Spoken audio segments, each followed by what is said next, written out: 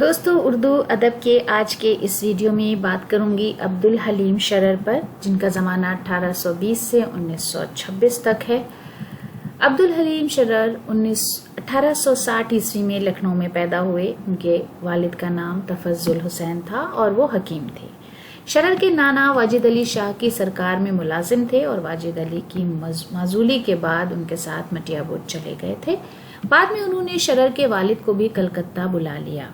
شرر لکھنؤ میں رہے اور پڑھائی کی طرف متوجہ نہیں ہوئے تو ان کو بھی مٹیا برج بلا لیا گیا، جہاں انہوں نے والد اور کچھ دوسرے علماء سے عربی، فارسی اور طب پڑھی۔ شرر ذہین اور بے حد تیز ترار تھے۔ جلد ہی انہوں نے شہزادوں کی محفلوں میں رسائی حاصل کر لی اور انہی کے رنگ میں رنگ گئے۔ شروع ہی سے وہ ایک طرح کی شاعرانہ نثر لکھتے تھے۔ 1887 عیسوی میں اپنا مشہور رسالہ دلگداز نکالا، نوائے ہفت روزہ اور ماہنامہ پرچے بھی نکالے، جو کچھ کم اور کچھ زیادہ وقت تک زندہ رہے۔ چھوٹی بڑی 102 کتابیں لکھیں، جن میں سے زیادہ تر ناول ہی ہیں۔ اس کے علاوہ مضامین کے 8 حصے الگ الگ شائع ہو چکے ہیں ان کے۔ عبدالحلیم شرر اردو کے ان ادیبوں میں ہیں جنہوں نے اردو شعر و ادب میں متعدد نئی اور کارآمد حیتوں کو یا تو روشناس کرایا ہے اور یا ان کو اعتبار و امتیاز بخشا ہے۔ انہوں نے اپنی ادبی زندگی کے آغاز ہی میں 2 ڈرامے، میوہ تلخ 1889 میں اور شہید وفا 1890 میں لکھے۔ ان کے جیسے منظوم ڈرامے اس سے پہلے نہیں لکھے گئے تھے۔ شرر نے اپنے ناولوں فتح اندلیس اور رومۃ الکبریٰ پر بھی 2 مختصر منظوم ڈرامے لکھے ہیں۔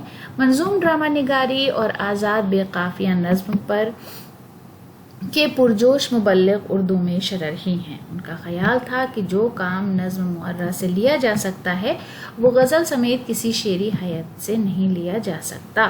ان کے نزدیک ردیف تو شاعر کے پیر کی بیڑی ہی ہے اور قافیہ بھی اس کے تخیل پر پابندی لگاتا ہے۔ ان کی یہ سوچ اپنے زمانے سے بہت آگے کی سوچ تھی۔ شرر اردو کی اردویت پر زور دیتے تھے۔ ان کا کہنا تھا کہ جو لوگ اردو صرف و نحو مرتب کرتے ہیں وہ عربی قواعد زبان سے مدد لیتے ہیں، لیکن وہ سخت غلطی پر ہیں۔ عربی کے قواعد ہماری زبان پر ہرگز پورے نہیں اترتے۔ شرر انتہائی بسیار نویس ادیب تھے۔ معاشرتی اور تاریخی ناول، ہر قماش کا انشائیہ، سوانح، تاریخ، ڈرامہ، شاعری، صحافت اور ترجمہ، غرض کی کوئی میدان ان پر بند نہیں تھا، لیکن ان کا اصل جوہر تاریخی ناولوں اور مضامین میں کھلا ہے۔ آزاد نظم کی تاریخ بھی ان کی جودت اور پیش بینی کا اعتراف کیے بغیر مکمل نہیں ہوتی۔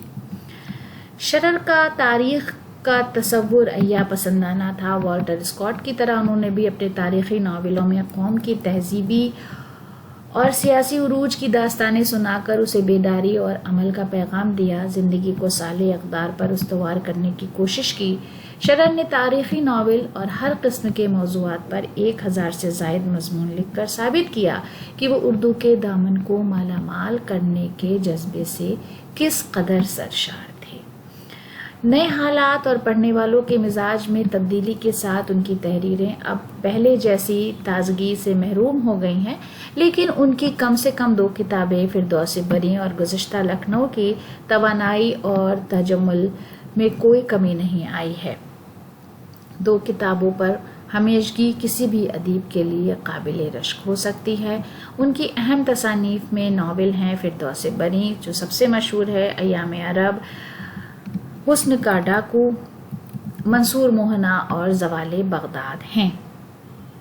تو دوستو، آج کے اردو ادب کے اس ویڈیو میں یہ ہماری چھوٹی سی پیشکش تھی۔ اگلے ویڈیو میں آپ سے پھر ملاقات ہوگی کسی دوسری ادبی شخصیت کے ساتھ۔ ویڈیو دیکھنے کے لیے بہت بہت شکریہ۔